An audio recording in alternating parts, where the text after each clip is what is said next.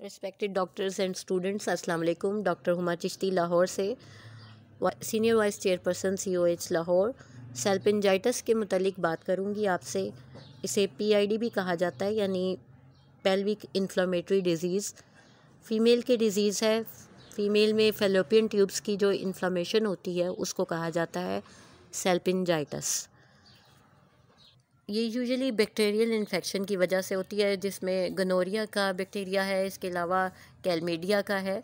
ये बैक्टीरिया होते हैं जो इन्फेक्शन कॉज करते हैं और फीमेल रिप्रोडक्टिव ऑर्गन्स जो हैं वो इससे मुतासर हो जाते हैं। फिर ये होता है कि सेल्पिंजाइटिस अगर रहे तो फीमेल्स इनफर्टिलिटी का भी शिकार हो जाती हैं, यानी उनमें बांझपन भी कॉज कर सकती है ये चीज़, क्योंकि इसकी वजह से फेलोपियन ट्यूब्स जो होती है ना वो डैमेज हो जाती हैं।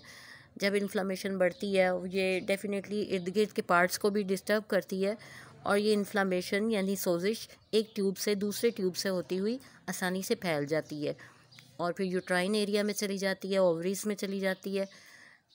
तो ये ज़्यादा प्रॉब्लम क्रिएट करती है। अब इसके कुछ सिम्टम्स के बारे में बताती हूँ कि कैसे पता चलेगा कि ये सेल्पिंजाइटिस है।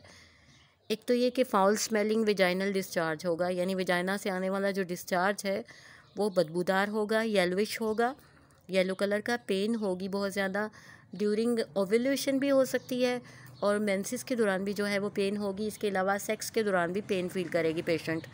फिर ये कि फ्रीक्वेंट यूरिनेशन होती है, यानी बार बार पेशाब की जो है वो प्रॉब्लम फील होती है, बार बार जाना चाहते हैं।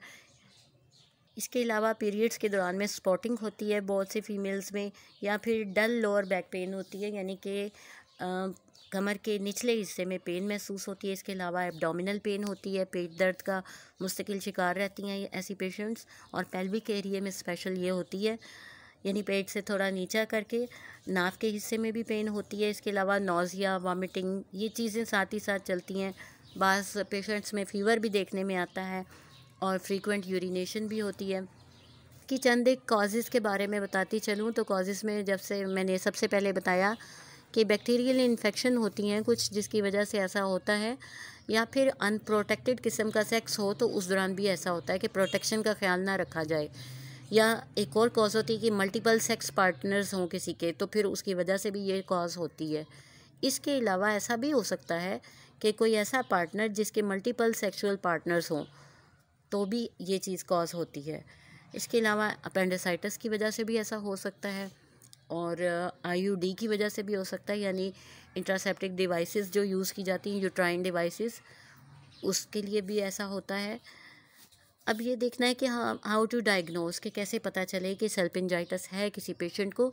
तो उसके लिए चंद एक टेस्ट होते हैं जिनके बारे में आपको बताती चलूँ। सबसे पहले ब्लड एंड यूरिन टेस्ट होता है, उसके ज़रिए हमें पता चलता है। दूसरी चीज़ है स्वैब टेस्ट।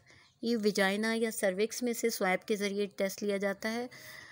और इसके अलावा विजाइनल अल्ट्रासाउंड होता है। हिस्टेरोसेल्पिंजोग्राम एक एक्सरे टाइप होती है जिसमें सर्विक्स में इंजेक्शन लगाकर एक्सरे लिया जाता है। ये कुछ टेस्ट होते हैं जिनके ज़रिए पता चलता है कि सेल्पिंजाइटिस है या नहीं है। कॉम्प्लिकेशंस के बारे में बताती हूँ आपको कि इसकी कॉम्प्लिकेशंस क्या हो सकती हैं। कि जब ये एक फेलोपियन ट्यूब की अगर सोजिश हो गई है, इन्फ्लेमेशन हो गई है, तो ये एक से दूसरी तक पहुंच जाती है, यानी दूसरी ट्यूब को भी मुतासिर करती है और इन्फेक्शन फैलती फैलती बॉडी के दूसरे एरियाज़ में पहुंच जाती है, यानी यूट्रस को भी इन्वॉल्व कर लेती है, ओवरीज में भी हो जाती है, फिर एब्डोमिनल और पेल्विक पेन भी रहती है और लॉन्ग टाइम रहती है। फिर बाज़ औक़ात ऐसा भी होता है कि ट्यूब्स में एडेसिवनेस आ जाती है, यानी कि वो तंग होना शुरू हो जाती हैं, और एट द एंड क्या होता है कि ट्यूब्स ब्लॉक हो जाती हैं। और ट्यूब्स का ब्लॉक हो जाना जो है इनफर्टिलिटी कॉज करता है, यानी कि बांझपन जो है वो कॉज करता है, क्योंकि ब्लॉक हो गई जब ट्यूब तो फिर डेफिनेटली ना वहाँ ओवम स्पर्म का आना जाना ही नहीं है, तो इनफर्टिलिटी हो जाएगी।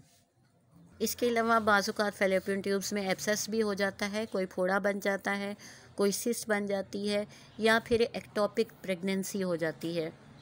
होम्योपैथिक में हमारी बहुत अच्छी मेडिसिन है इस सिलसिले में। मर्कसॉल है, क्रियाजोट है, सीपिया, कोलो, पल्सटीला, स्टाफी, हाइड्रोस्टस, मेडोराइनम, बेशुमार ऐसी मेडिसन हैं जो अकॉर्डिंग टू सिम्टम यूज़ की जा सकती हैं। जैसा कि देखिए सिम्टम्स वेरी करती हैं। इन्फ्लामेशन में हम कोई और मेडिसिन देंगे, लेकिन जहाँ ब्लॉकेज हो जाएगा वहाँ मेडिसिन बदल जाएगी। जैसे natrum carb is the top 1 medicine for the blockage of the fallopian tubes. आज के लिए इतना ही। नेक्स्ट टॉपिक तक के लिए अल्लाह हाफिज़।